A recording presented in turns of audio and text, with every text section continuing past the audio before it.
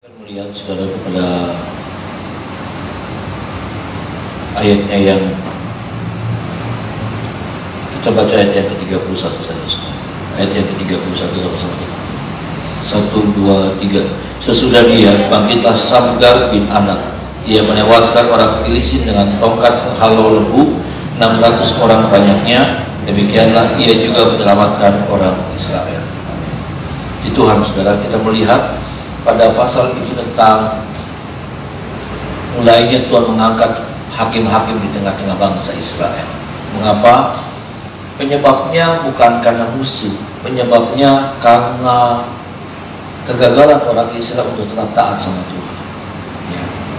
Kegagalan orang Israel untuk tetap taat, menyembah Tuhan, percaya kepada Tuhan, mempercayai Tuhan, itulah jadi penyebab besarnya.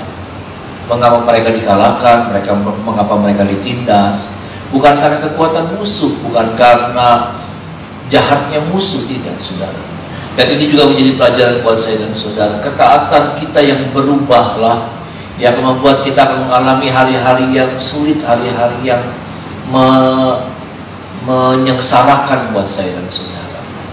Kita melihat pada pagi hari ini bagaimana 3 orang hakim-hakim diangkat sama Tuhan untuk awal mulanya ya saudara, dalam kurun waktu yang berbeda ya, dimulai dari Otniel saudaraku, lalu kemudian kita melihat juga ada Samgar, ada Ehud ya saudaraku. Saudara, yang saya lihat pada pagi hari ini yang saya mau sampaikan Bapak Ibu Saudara tentang 3 orang ini saudara, bahwa Tuhan memakai 3 orang ini saudara. Dan inilah menjadi mewakili, saya melihatnya 3 orang ini mewakili 3 karakter ya. Artinya begini, Tuhan tuh mau pakai saya dan saudara ketika kita memiliki 3 karakter ini ya. Tuhan mau pakai saya dan saudara, Tuhan mau mempercayakan sesuatu ya saudara, bukan hanya memakai tetapi mempercayakan sesuatu yang tidak umum, yang tidak diberikan kepada orang lain, tetapi hanya diberikan kepada saya dan saudara. Karena saya melihat 3 orang ini 3 orang yang luar biasa. Dan sekali lagi 3 orang ini mewakili 3 karakter Bapak Ibu Saudara. Ya, 3 karakter inilah yang Tuhan cari dalam diri seseorang. Ya, kalau Tuhan menemukan maka tidak heran, jangan heran kalau Tuhan mempercayakan sesuatu yang berharga, Tuhan mempercayakan sesuatu yang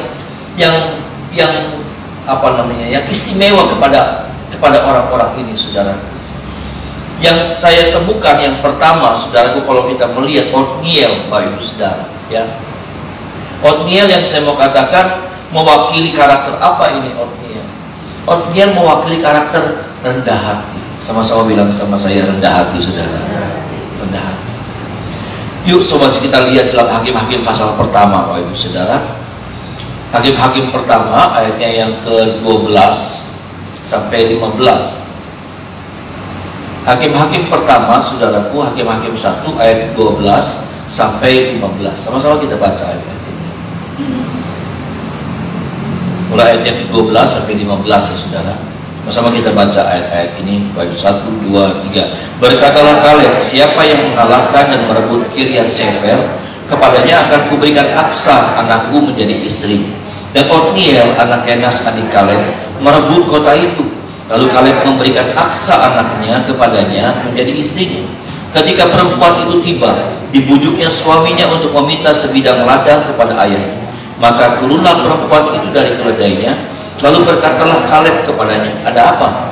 Jawabnya kepadanya, berikanlah kepadaku suatu hadiah. Telah kau berikan kepadaku tanah yang gersang, berikanlah juga kepadaku mata air. Lalu Kaleb memberikan kepadanya mata air yang di hulu dan mata air yang di hilir. Kalau sudah membaca ayat ini cerita agak aneh saudara ya. Sampai pada cerita bagaimana Kaleb bilang, siapa yang bisa mengalahkan Kiryat Sefer, aku akan menghadiahkan, kuberikan Aksa anakku kepadanya ya. Dan siapa yang mengalahkan kota itu, siapa yang mengalahkan kota Kiryat Sefer, ya Otniel yang mengalahkan. Dan ketika Aksa sudah diberikan kepada Otniel sebagai hadiah karena dia mengalahkan kota Kiryat Sefer saudara, maka kemudian yang terjadi adalah ayat yang ke-14 bilang begini saudara. Ketika perempuan itu tiba, dibujuknya suaminya untuk meminta sebidang ladang kepada ayahnya. ya kepada Otniel, ya saudara. Maka turunlah perempuan itu dari keledainya, lalu berkatalah Kaleb kepadanya, ada apa? Ini yang agak janggal. Kenapa?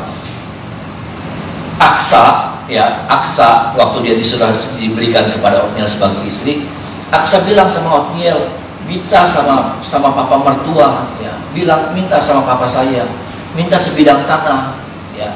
Dia suruh Otniel, dia suruh suaminya. Tapi ternyata Otniel nggak mau, saudara.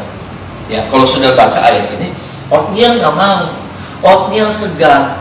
Otniel merasa saya sudah dapetin Aksa, itu sudah merupakan hadiah besar buat saya. Si Aksa suruh Otniel untuk minta lagi, gitu saudara, minta tanah, ya, minta sebidang tanah untuk mereka. Otniel nggak berani.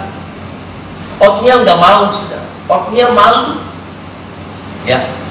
Otniel nggak mau, makanya apa? Kalau sudah baca ayat yang 14, yang turun dan yang bicara sama Kaleb, saudaraku, ya, yang turun dan bicara maka adalah anaknya Kaleb sendiri, yaitu Aksa. Aksa yang pada akhirnya turun dan dia yang bicara sama papanya sendiri, bukan anak mantu yang bicara sama Kaleb, bukan. Ya, ini yang saya temukan, ya, saudara. Otniel hebat. Otniel sudah memenangkan pertempuran. Otniel bukan orang ecek-ecek. Otniel bisa saja dia turun dengan gagahnya, dia bilang sama papa mertuanya, sama Kaleb, apa? Saya minta ini dong, ya, jangan cuma dapat anak kamu aja, tapi saya juga minta sebidang tanah. Otniel tidak lakukan. Ini yang saya temukan, saudara. Ya, saya tidak tahu saudara berbeda pandangan sama saya, tapi yang saya temukan, Otniel adalah seorang yang rendah hati. Ya. Otniel tahu dia hebat, tapi dia nggak mau ketika istrinya suruh untuk minta lagi sebuah hadiah sebidang tanah. Otniel. Ini saudara yang Tuhan cari dalam hidup saya dan saudara, kerendahan hati. Kenapa Tuhan bela Otniel? Karena memang dalam diri Otniel Tuhan menemukan apa itu yang disebut dengan kerendahan hati. Ada amin, saudara. Kerendahan hati ini, kerendahan hati dan sombong ini bukan karakter, loh, saudara. Maksudnya bukan karakter yang saya beda, saudara beda, ya, takdir itu bukan. Ini adalah, saya percaya kerendahan hati itu hasil dari sebuah proses kehidupan. Amin, saudara. Kerendahan hati itu bukan oh iya saya mah sombong, oh kamu mah rendah hati, ini mah begini. Kerendahan hati hasil dari sebuah proses kehidupan yang berat, yang gak gampang. Dan saya percaya Otniel sudah mengalami itu yang namanya proses. Karena dasarnya kita nih, saudara, dasarnya kita adalah sombong. Dasarnya kita tuh ampuh. Dasarnya kita tuh jumawa. Dasarnya kita tuh tinggi hati. Sungguh. Itu dasarnya kita. Itulah sebabnya saya percaya Otniel sudah masuk dalam sebuah proses yang begitu luar biasa. Proses penghancuran, proses peremukan. Sampai akhirnya terbentuk itu, muncul itu yang namanya rendah.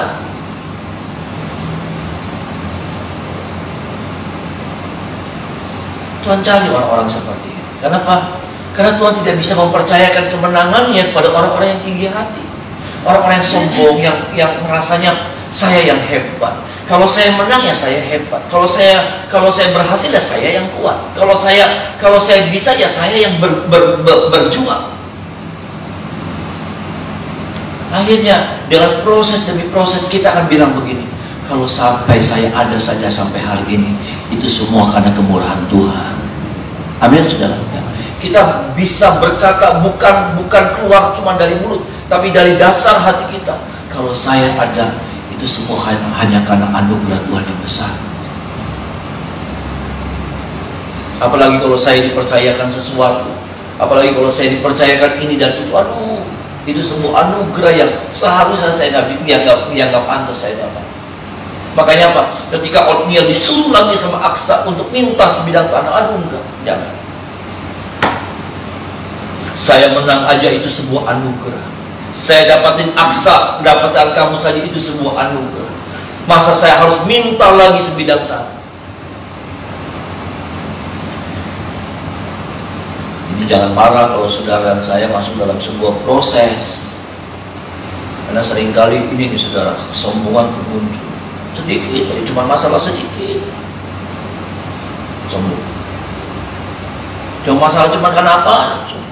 Nunjukin saya hebat.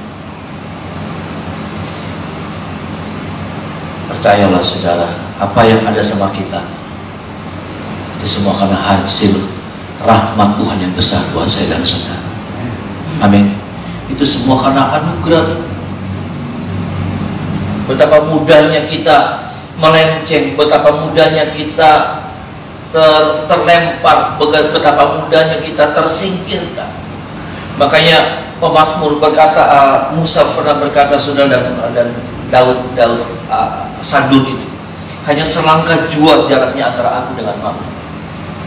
Gampang, nggak jauh maut.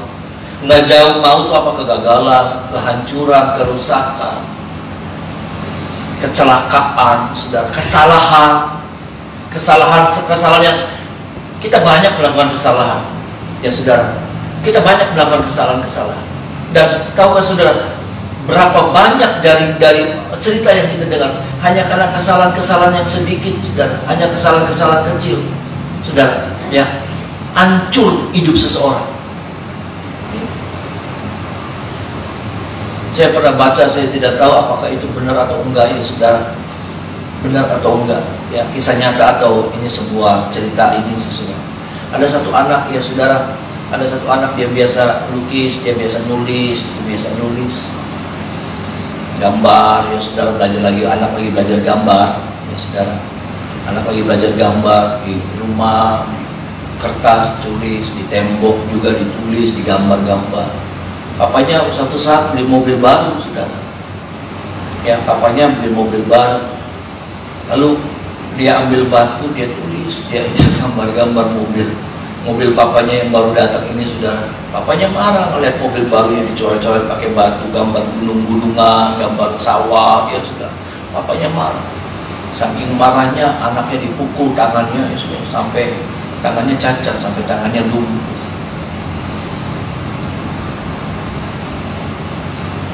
Sampai besar anak ini tangannya lumpuh. Sebuah kesalahan kecil sebetulnya, tapi sebuah kesalahan kecil yang berakibat fatal. Kita banyak melakukan kesalahan, bukan cuma kecil-kecil, tapi kesalahan yang besar, betul saudara. Ya, kesalahannya kadang-kadang, Tuhan masih menolong saya dan saudara. Tuhan masih ambil, kita angkat, selamat.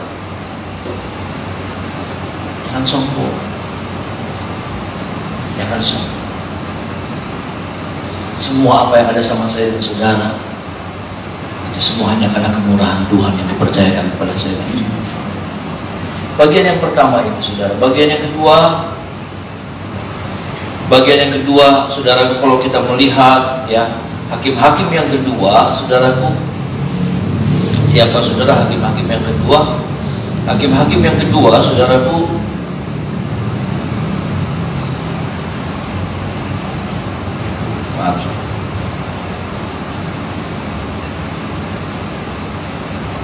Ehud saudara, ya. Kita melihat Ehud saudaraku, dia bagaimana Ehud, saya melihatnya ini karakter yang lain lagi. Ya, Ehud memiliki karakter keberanian. Ya. Sama-sama bilang sama saya keberanian saudara. Ya. Keberanian tuh harus dilatih, keberanian tuh harus dibentuk, keberanian tuh bukan nekat ya saudara, bukan jahat, bukan berani jahat, tetapi keberanian untuk menghadapi sesuatu, keberanian untuk membela, keberanian untuk berjuang, keberanian untuk berperang, keberanian untuk melawan sesuatu yang gak bagus, yang jahat. Ini saudaraku, saya temukan adanya di sini saudara. Ya, dia berani saudara, dia berani ambil risiko ya saudara. Kita melihat bagaimana dia datang, dia mendatangi raja saudara. Ya, dia mendatangi raja, ya, Eglon. Dia dengan cara dia pura-pura bawa upeti. Dan ketika itu saudaraku, orang-orang disuruh pulang dan dia balik lagi. Ya, memang dia punya pedang yang bermata dua katanya. Dia punya pedang yang bermata dua yang disembunyikan di bagian kakinya. Tapi kan itu kan beresiko. Ya, beresiko saudara. Ya, saudara. Dia harus, kalau sampai saat itu dia ketangkep, habis. Keberanian untuk berjuang. Betul saudara, maaf nih saudara, berjuangnya kita bisa dua. Kalau enggak menang kalah, kalau enggak kalah menang. Tapi kalau kita berpikir kita cuma berpolemik dengan dua hal ini, aduh nanti kalah, aduh primin kalau kalah, kita nggak akan pernah bisa berani, kita nggak memiliki yang namanya keberanian, dan kita nggak akan pernah berani berjuang dalam hidup ini. Kalau saudara mau berdagang, saudara mau berusaha, mikirnya nanti kalau gagal primin. Ya betul sih, sudah dihitung dulu, bukan tidak dihitung. Bukan kita apa namanya berani buta, bukan. Ya nekat, bukan. Saudara. Tapi Ehud juga sudah menghitung begini, resikonya ya begini, mati. Dan betul saudara, dia pura-pura datang, dia minta bicara, ada sebuah pesan yang penting, rahasia yang dia harus sampaikan, dan ternyata Tuhan tolong, ya. Dan saya percaya dalam keberanian kita ini ada penyertaan Tuhan, ada amin saudara, ya, ada penyertaan Tuhan, ya.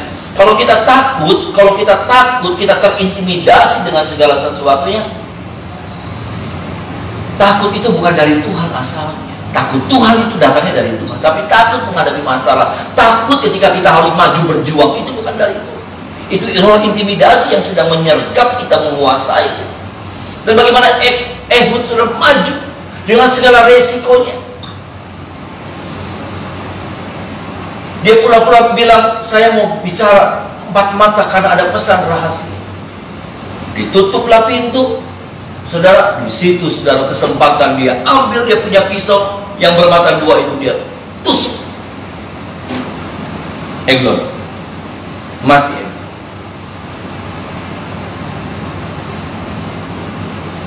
Saudara, ayo sama-sama kita lihat lagi, adakah itu yang namanya roh keberanian itu? Kadang-kadang yang menguasai kita roh ketakutan. Yang lagi hari Minggu kemarin saya sampaikan di ibadah pertama, kalau kita memperbesar kapasitas roh ketakutan kita. Roh ketakutan kita, khawatir ini, khawatir itu, takut ini, takut itu. Akhirnya apa? Nggak maju-maju kita. Akhirnya apa? Nggak pernah Israel ngalamin yang kemenangan. Akhirnya apa?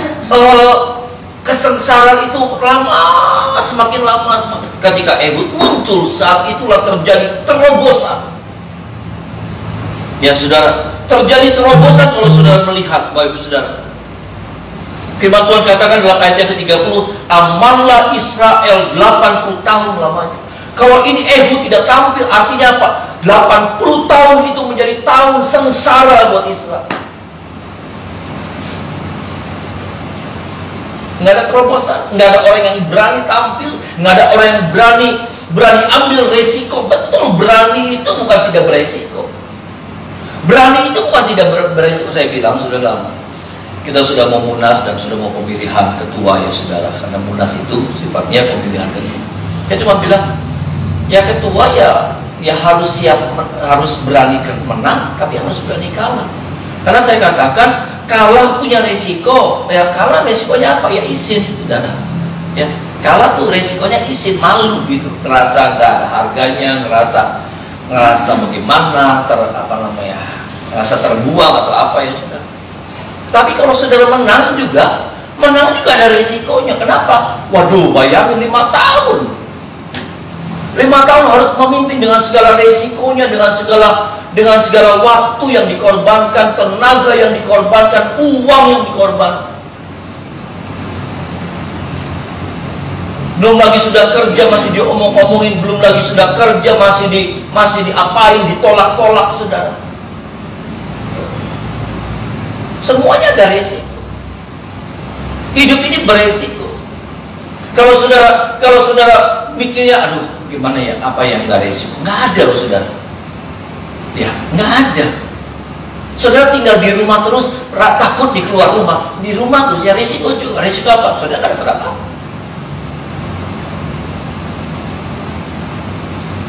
Maju. Kenapa? Karena kesempatan sudah menang itu besar. Ada amin saudara. Ya. Kesempatan untuk sudah menang seperti ini saudaraku. Ya. Seperti ini. Bagaimana Ehud maju. Dia tahu kalau sampai dia gagal, mati. Wah, bukan cuma mati, itu dikulitin. Kalau mati langsung nggak enak, disiksa dulu, dikulitin. Asio tuh saudara, Asio tuh suka ngulitin. Ya, hidup-hidup orang dikulitin. Dagingnya nih, kulitnya dikulitin, kulit kepala dikulitin, disayat. Ada suku-suku apa itu yang suka ngulitin, kalau dia kalah, musuhnya kalah, dikulitin kepala. Hidup-hidup tuh saudara, dikletek.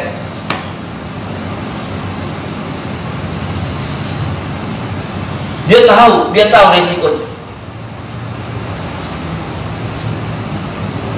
Hidup ini ada resiko. Saudara melayan itu ada resiko. Saudara melayan itu ada resiko. Saudara berkorban ada resiko. Saudara setia ibadah ada resiko. Semuanya ada resiko. Nah, berapa banyak orang nggak mau ambil resiko itu? Ya nggak dapat apa. Akhirnya apa? Sengsara itu berkelanjutan 80 tahun lama. 80 tahun berapa generasi? 2 generasi kayaknya.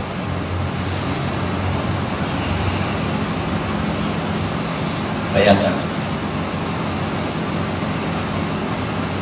Saya tidak mengajar saudara berani asal-asalan. Berani karena kita punya Tuhan yang hebat. Amin. Berani karena kita punya Tuhan yang hebat. Berani karena kita percaya ketika kita bergerak, seperti yang saya pernah sampaikan, ketika kita bergerak, Tuhan bergerak menolong saya dan saudara. Tapi ketika kita diam, Tuhan juga nggak berbuat apa-apa. Berani bergerak. Saya melihat kemarin saya ada kesaksian, berani bergerak. Ya. Bagaimana Tuhan mulai buka jalan. Enggak langsung sih saudara, tapi ada terobosan demi terobosan dalam usaha, dalam dagang. Beda ketika kita cuma diam, aduh candle lah, pengen sih tapi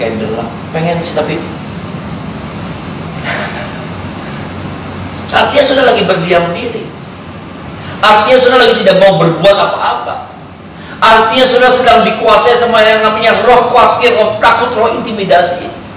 Sampai jangan heran, jangan berharap banyak, dan nggak boleh berharap. Orang yang tidak bergerak itu nggak boleh berharap. Kenapa? Karena itu akan semakin menyakitkan. Tapi orang yang berani bergerak, dia boleh berharap hari depan yang diberkati oleh Tuhan. Ada amin saudara. Orang yang bergerak maju, dia boleh berharap. Kenapa? Karena saya percaya Tuhan turut bergerak menolong saya dan saudara ketika kita bergerak juga. Ini dan Ehud berhasil, ya. Dia bisa loncat bagaimana saudara. Saya percaya ini sulit sudah, bagian ini sulit. Kayaknya gampang ya saudara, dia lompat dari jendela, tapi itu sulit saudara. Orang-orang tertahan ketika dia oh ini raja nggak keluar, dia tahan, dia mau bongkar, dia nggak berani. Barangkali raja lagi buang air. Ada beberapa menit saudara, dan saya percaya itu bagian Tuhan yang menolong Ehud. Ada amin saudara. Itu bagian Tuhan yang menolong Ehud. Itu bagian Tuhan yang menahan mereka. Karena kalau sampai waktu itu mereka bergerak, itu kan kotanya mereka. Mereka tinggal tiup trompet, pintu gerbang semua ditutup, selesai. Ehud gak bisa lolos. Saya percaya itu bagian Tuhan. Nah, saya mau bilang tuh saudara, ada bagian Tuhan yang Tuhan lakukan buat saya dan saudara. Ada amin saudara. Ketika kita bergerak, ada bagian Tuhan yang Tuhan buat dalam hidup saya. Tuhan nggak kayak kita lagi nonton TV, kita lagi nonton Netflix, pribadi. Enggak, dia ikut turut bekerja untuk mendatangkan kebaikan, kata Roma 8 ayat 28. Bagian itu saya lihat Tuhan yang lakukan. Bagian dimana pengawal raja bingung, ini gimana? Harusnya saudara ada standar kerajaan. Timpan pas apa sih arahnya? Ya itu saudara ya. Itu tuh ada SOP-nya. Berapa menit presiden nggak keluar, berarti ada apa? Dobrak. Itu ada. Itu tuh ada semua, ada SOP-nya. Raja boleh ngobrol di dalam berapa menit, nggak boleh keluar sampai musik pintu didobrak berapa menit. Ada SOP-nya. Tapi mereka bingung. Mereka berpikir ada bahasa begitu. Ya, mungkin raja lagi buang air. Kalau buang air kan lagi nggak pakai baju, nggak pakai pakaian ya sudah. Jadi, itu tuh sudah. Itu kata itu kan bingung. Kata itu kan bisa jadi orang raja lagi apa? Tapi kenapa mereka mikirnya begitu? Nggak tahu di dalam raja sudah dihabisin sama ya. Bagian-bagian yang kita tidak bisa lakukan ini yang seringkali saya katakan. Tuhan lakukan buat saya dan saudara. Amin. Tuhan yang kerjakan, Tuhan yang buat dalam hidup saya. Bagian kita berani saja. Bagian yang ketiga yang terakhir, wahai saudara, ini bicara tentang karakter tiga hakim-hakim ini, saudara. Samgar, ya. Samgar, kalau sudah melihat, sesudah dia bangkitlah Samgar bin Anat yang menembak orang Filistin dengan tongkat penghalau lembu, 600 orang banyaknya. Demikianlah ia juga menyelamatkan orang Israel. Senjatanya bukan kayak Ehud, senjatanya dia tongkatnya lembu, tongkat buat pengusir lembu, buat itu gembalain lembu. Bukan Samgar, bukan Ehud juga pisaunya juga kecil.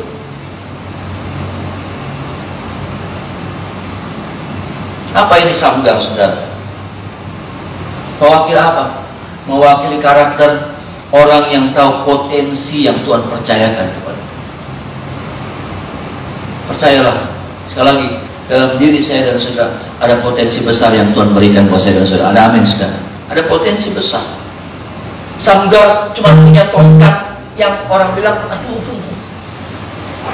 tongkat itu buat perang, pedang itu buat perang, pisau itu buat perang, panah itu buat perang, tombak itu buat perang. Nggak ada, saudara, ceritanya. Ya, tongkat buat ngegiring lembu itu buat maju berperang. Ternyata lewat tongkat ini dia bisa mengalahkan 600 orang Filistin. Hebatnya. Dia bisa mengalahkan 600 orang Filistin. Dia tahu potensi yang Tuhan taruh dalam dirinya. Kadang-kala kita buta dan iblis sengaja butakan mata kita sampai kita sendiri tidak bisa mengenal potensi apa yang Tuhan taruh dalam diri saya dan saudara.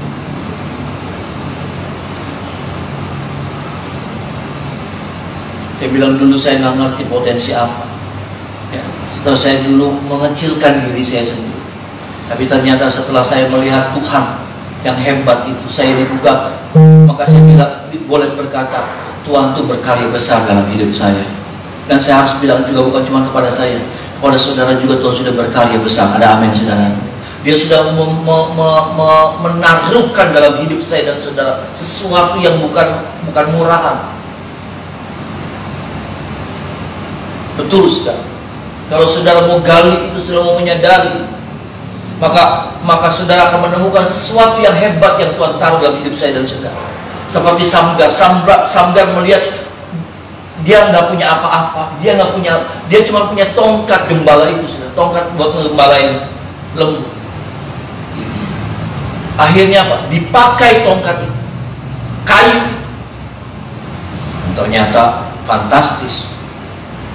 Bagaimana tidak fantastis? 600 orang Filistin dikalahkan. Dia bukan seperti Simpson yang punya kekuatan ekstra, ya, tenaganya enggak. Dia biasa aja. Dia cuma punya tongkat, tapi dia tahu bagaimana memanfaatkan tongkat itu.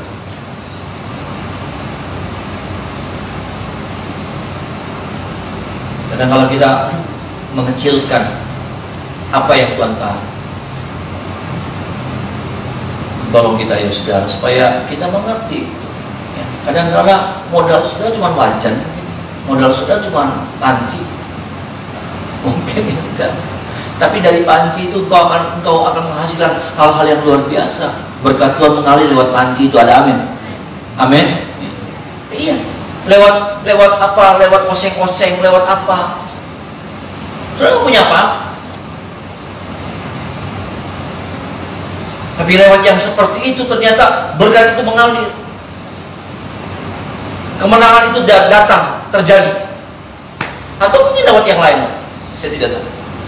Jangan kecilkan.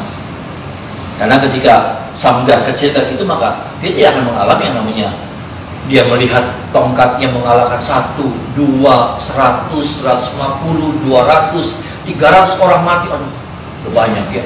Waktu dia perang lagi 350, 420, 455. Waduh, terus tambah hebat. Sesuatu yang dia sendiri kaget. Saya percaya dia kaget. Dia nggak percaya kalau tongkatnya bisa membunuh 600 orang Filistin.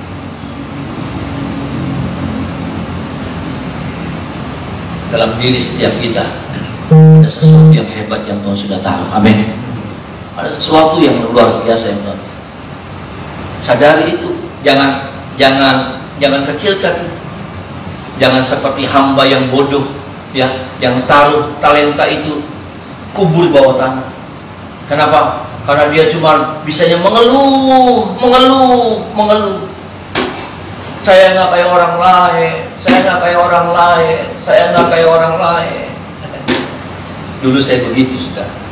Dulu saya mengeluh. Saya lihat orang lain bagus. Saya lihat orang lain bagus. Tiap-tiap kita ini punya warna sendiri. Amin, sudah. Tiap-tiap kita itu punya warna sendiri. Dan tiap-tiap kita itu punya keistimewaan yang tidak dimiliki oleh orang lain. Kita tuh punya kalau masakan sih taste-nya tuh beda. Orang lain boleh enak, tapi ketika orang makan makanan yang saudara enak ya, beda gitu. Tolong kita ya saudara, kita menyadari hal itu. 3 hal ini saudara, kerendahan hati, keberanian, dan tahu potensi yang Tuhan taruh dalam diri kita.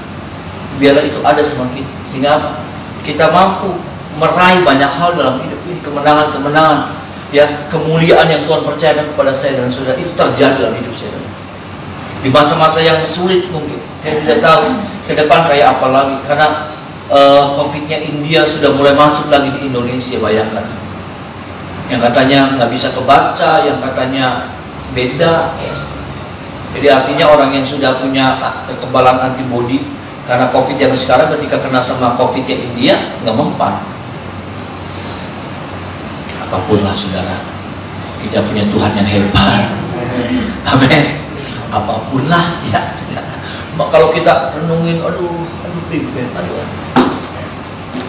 akhirnya itu kita cuma lihat musuh dan kita nggak berani maju. Kita cuma lihat musuh, lalu kita lihat cuma kayak itu, lihat Samgar, ya tongkat. Padahal waktu Samgar dibukakan mata rohani, dia bisa menggunakan tongkatnya dan ada berkat Tuhan, ada penyertaan Tuhan dalam hidupnya Samgar, sehingga tongkat yang sederhana dia bisa kalahkan 600 orang Filistin. Dia bukan ahli kungfu, dia bukan kayak Tai Chi master, bukan. Bukan, dia orang biasa, tapi dia bisa pakai, nggak tahu gebuknya bagaimana, saudara. Ya, tapi ada kemenangan, ada amin, saudara. Mungkin pukulan kita nggak teratur, ya. Kerja kita nih, saudara, kadang-kadang belepotan gitu, ya. Kerja kita belepotan, tapi ada hasil yang luar biasa karena ada berkat Tuhan yang menyertai saudara dan saya. Mari kita menyembah Tuhan.